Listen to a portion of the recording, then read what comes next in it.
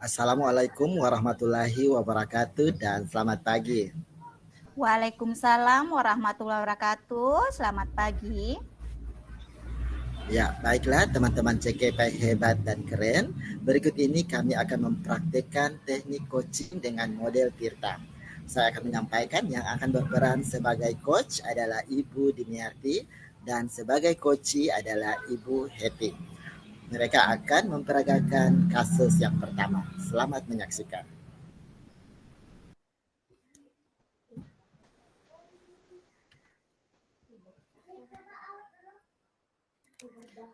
Assalamualaikum, Bu. Waalaikumsalam. Gimana kabarmu, Nak? Baik, Bu. Oh iya, ada apa Ibu memanggil saya? Begini, Nak. Ibu perhatikan kamu selalu menyendiri jika ada tugas. Tidak bergabung dengan teman-temanmu. Kenapa ya? Oh iya, saya memang ingin bercerita tentang masalah ini, Bu. Baiklah. Jadi kira-kira apa yang ingin kita bicarakan hari ini? Begini, saya ingin ada jalan keluar dari masalah ini. Coba ceritakan ke Ibu. Apa yang kamu lakukan ketika ada tugas kelompok dari sekolah? Saya akan mengerjakan sendiri tugas-tugas tersebut. Berarti kamu tidak bekerja sama dengan teman-temanmu itu? Iya, Bu. Kenapa? Karena saya merasa tidak cocok dengan teman-temanku, Bu. Apa hambatannya sehingga tidak merasa cocok dengan temanmu? Bisa kamu ceritakan? Misalnya, ketika mengerjakan tugas, teman-teman lain tidak sependapat dengan saya. Oh, berarti kamu susah untuk bekerja sama dengan teman-temanmu itu. Iya, Bu. Terus bagaimana kalau ketika kamu mengerjakan tugas sendiri? Saya mengerjakan dengan cepat dan hasilnya selalu bagus, Bu. Apa yang sudah kamu lakukan saat kamu bekerja sama dengan teman-temanmu itu?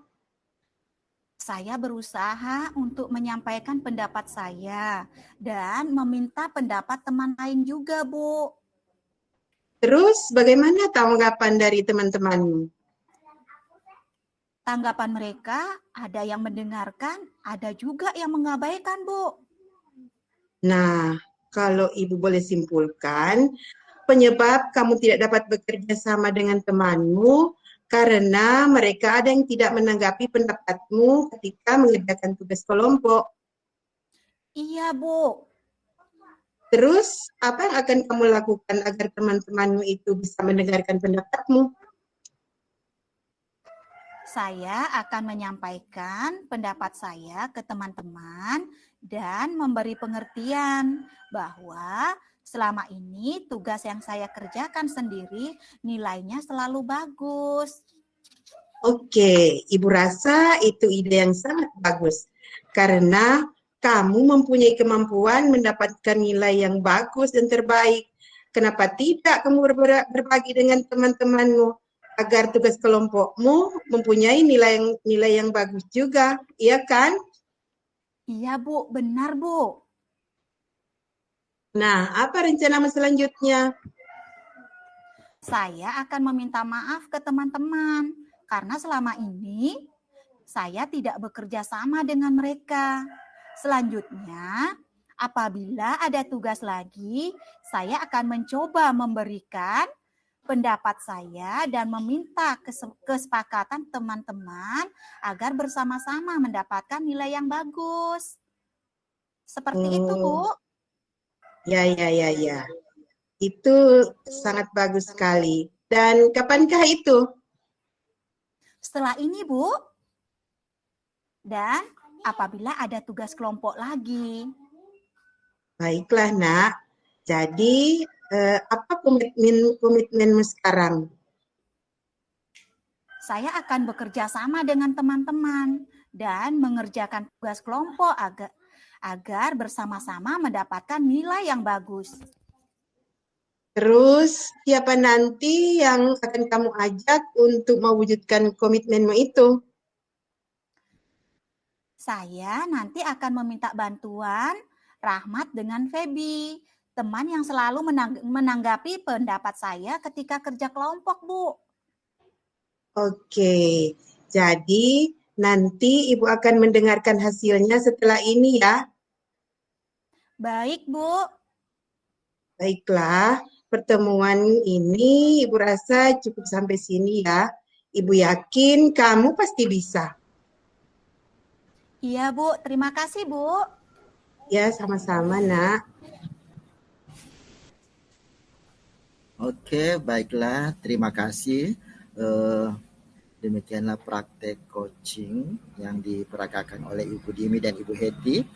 Saya mengamati bahwa praktek yang dilakukan antara coach dan coach sudah sangat baik, sudah menerapkan model Tirta. Sang coach juga menyampaikan tujuan dari pelaksanaan coaching dan pada langkah-langkah selanjutnya di bagian identifikasi, rencana aksi, dan tanggung jawab terlihat coach benar-benar memberikan pertanyaan-pertanyaan terbuka, pertanyaan eksplorasi, pertanyaan yang reflektif, sehingga coach benar-benar menggali atau menyadari permasalahan yang dia hadapi. Coach juga terkesan sangat memandu dengan baik sampai coach benar-benar memiliki solusi atas permasalahan yang ia hadapi. Demikianlah komentar saya terhadap praktek coaching kasus 1. Demikianlah peragaan coaching kasus 1. Assalamualaikum warahmatullahi wabarakatuh dan selamat pagi. Waalaikumsalam warahmatullahi wabarakatuh. Dan selamat pagi.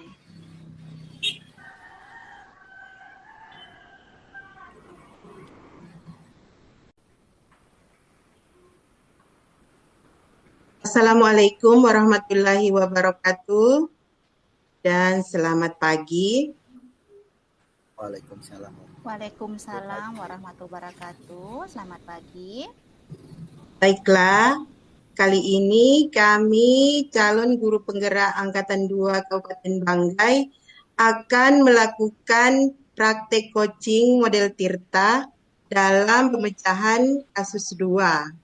Pemecahan masalah kasus 2, di mana yang berperan adalah CGP 1 Rahmatullah Saka sebagai coach, kemudian CGP 3 Ibu Ninyoman Heti Susanti sebagai coach, dan saya sendiri CGP 2 Dimiarti Enjatiyama sebagai pengamat.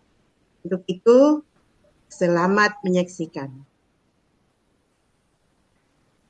Selamat siang, Bu. Selamat siang, Nak. Silahkan, Nak, apa yang bisa Ibu bantu? Begini, Bu, ada yang ingin saya ceritakan ke Ibu. Iya, Nak. Apa yang ingin kamu bicarakan ke Ibu? Ayo, ceritakan saja. Belakangan ini saya merasa diberlakukan tidak adil pada pelajaran bahasa Inggris, Bu. Oh, begitu.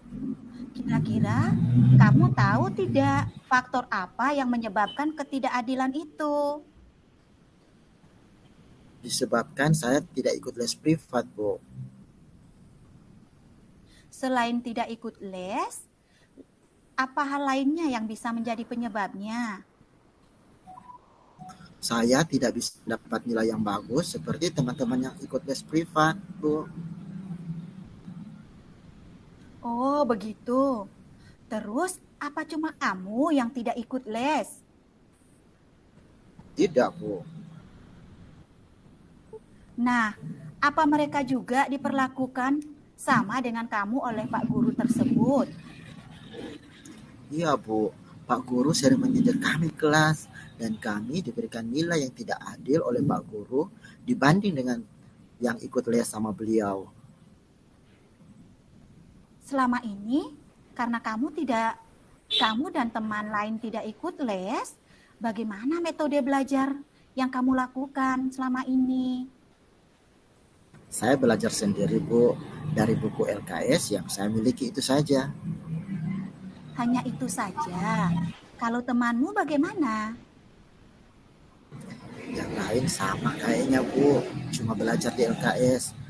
Bu, terkecuali dengan Andi Bu. Saya pernah lihat Andi ada buku cetak 2 buah, buku cetak bahasa Inggris, dan dia sering buka YouTube tentang pelajaran bahasa Inggris.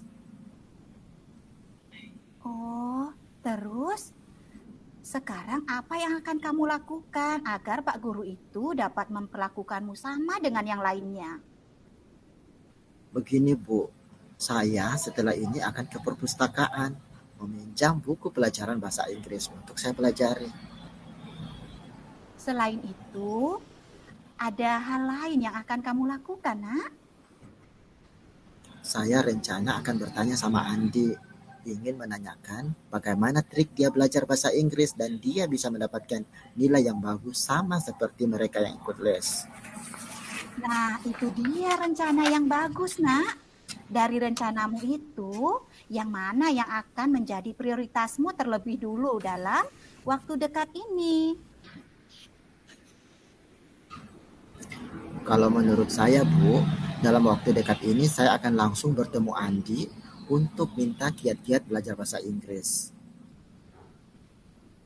Nah, Ibu sangat mendukungmu, Nak, dengan langkah yang akan kamu ambil. Terus, komitmenmu seperti apa, Nak, untuk rencana tadi? Menumbuhkan rasa percaya diri dan semangat untuk melakukan perubahan yang lebih baik. Wah, hebat, Nak. Itu baru keren. Oh iya, Nak. Siapa saja yang dapat bantumu mewujudkan komitmen ini? Andi Bu, dan yang pasti ikut juga. Wih, terima kasih. Baiklah, Nak, tetap semangat ya. Terima kasih Bu, sudah mau jadi teman bicara saya. Ya. Baiklah, itulah tadi praktek coaching model Tirta dalam memecahkan masalah kasus 3.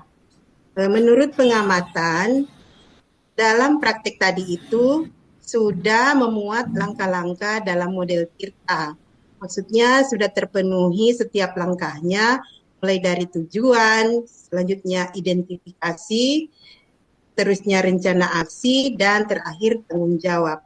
Di mana pada langkah tujuan tadi sudah menanyakan tentang tujuan dari pertemuan antara coach dan coach itu. Kemudian di identifikasi itu terdapat juga pertanyaan-pertanyaan yang menggali penyebab dari permasalahan itu.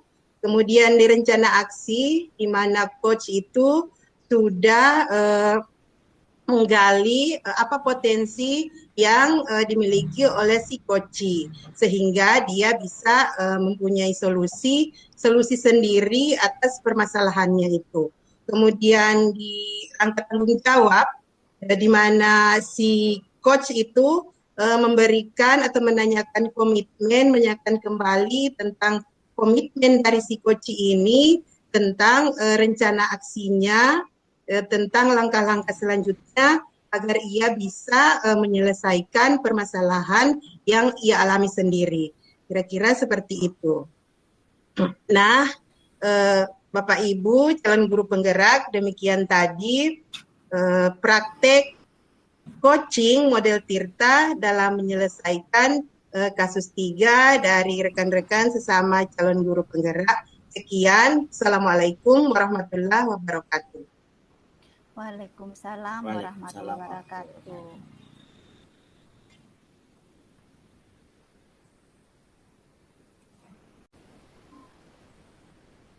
Assalamualaikum warahmatullahi wabarakatuh. Waalaikumsalam warahmatullahi wabarakatuh. Waalaikumsalam warahmatullahi wabarakatuh. Selamat pagi. Selamat pagi. Pagi. Oke, salam guru penggerak, guru-guru hebat. Kali ini kami akan melakukan praktek coaching dengan model Tirta. Pada kasus 3 akan diperankan oleh CGP 1 sebagai coach Rahmat Lasaka, CGP 2 sebagai Koci Dimiarti, CGP 3 sebagai pengamat Ninyoman Heti Susanti. Selamat menyimak praktek coaching terhadap kasus 3. Halo Bu Dimi, apa kabar? Alhamdulillah sehat. Syukurlah kalau begitu. Tapi kok Bu Dimi dari tadi saya perhatikan melamun terus. Apa ada masalah? Iya nih Pak Rahmat, saya memang lagi memikirkan tentang permasalahan yang saya hadapi. Apa ada yang bisa saya bantu? Saya ingin mendapat solusi dari masalah saya. Saya ini sedang bingung. Coba Ibu ceritakan apa masalah yang Ibu hadapi dan apa yang membuat Ibu bingung saat ini. Saya bingung apakah pembelajaran yang selama ini saya terapkan di kelas sudah sesuai atau belum.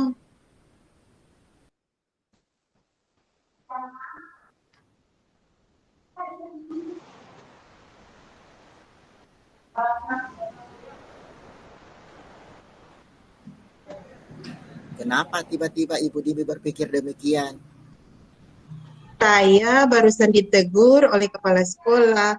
Beliau menerima laporan dari pengawas sekolah yang mengatakan bahwa saya tidak menggunakan teks saat mengajar. Oh, berarti pengawas sekolah merasa keberatan karena Bu Dimi mengajar tanpa buku teks. Iya betul. Padahal selama ini saya tetap mengacu pada kurikulum meskipun tanpa buku teks. Kalau boleh tahu, kenapa Bu Dimi tidak menggunakan buku teks saat mengajar? Keberadaan buku teks sebenarnya sangat membantu. Namun buku teks kurang memperhatikan perbedaan individu murid. Apa ada alasan lain lagi? Ada dalam buku teks itu konteks dan bahan ajar terkadang tidak sesuai dengan kondisi dan lingkungan murid. Bisa ceritakan selama ini Ibu Dimi menggunakan sumber belajar apa saja? Biasanya saya menggunakan video pembelajaran yang saya tayangkan di layar depan kelas. Apa semua murid menikmati video tersebut? Tidak juga sih, ada beberapa murid lebih suka menggunakan alat peraga yang ada di dalam laboratorium sekolah. Apa ada murid yang tidak menyukai video pembelajaran sekaligus alat peraga? Ada, mereka lebih asing membaca materi yang terpampang dalam buku-buku yang mereka pinjam dari perpustakaan. Nah, berarti masih terdapat murid yang menggunakan buku teks sebagai sumber belajar kan? Iya betul, tapi jumlah mereka cukup sedikit. Meskipun jumlah mereka tak banyak, namun gaya belajar mereka harus tetap kita fasilitasi kan? Iya juga sih. Berbicara tentang gaya belajar, saya teringat dengan sosialisasi yang dilakukan oleh teman kita, Bu Heti, minggu lalu. Ia sempat menjelaskan tentang pembelajaran berdiferensiasi yang menyesuaikan proses pembelajaran di kelas guna memenuhi kebutuhan belajar murid. Salah satunya adalah profil belajar murid ini tentang gaya belajar ini. Nah, betul sekali Bu Dimi. Artinya, guru wajib menciptakan lingkungan belajar yang mengundang murid untuk belajar. Salah satunya dengan menggunakan buku teks ya. Betul Bu Dimi, karena buku teks dapat memfasilitasi murid yang memiliki gaya belajar linguistik. Nah, Bu Dimi, apa yang akan Ibu lakukan dalam beberapa hari ke depan ini? Saya akan mulai menggunakan buku teks sebagai salah satu sumber belajar murid di kelas. Wah, rencana bagus itu. Ada lagi?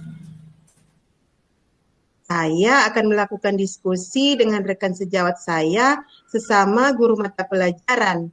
tentang berbagai buku teks yang cocok digunakan pada kelas yang saya ampuh. Bagus sekali. Komitmen apa yang akan Ibu lakukan untuk menjalankan rencana ini?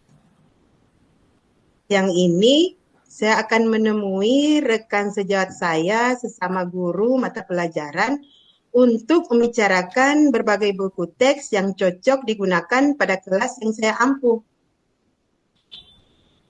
Ada lagi? Selanjutnya, saya akan menemui pengawas sekolah untuk meminta maaf atas kesalahan saya yang telah membuatnya tersinggung saat supervisi. Nah, itu ide yang bagus. Ibu Dini ternyata berjiwa besar. Siapa yang dapat membantu Ibu dalam menjalankan komitmen ini? Tentunya kepala sekolah, karena beliaulah orang yang bisa menjembatani antara guru dan pengawas. Ya, bagus sekali. Tetap semangat ya, Bu Dini. Iya, terima kasih sudah membantu. Sama-sama. Sama-sama, Bu. Demikianlah praktek coaching yang sudah diperankan oleh CGP 1 dan CGP 2 yang berperan sebagai coach dan coaching. Adapun pengamatan yang saya lakukan dari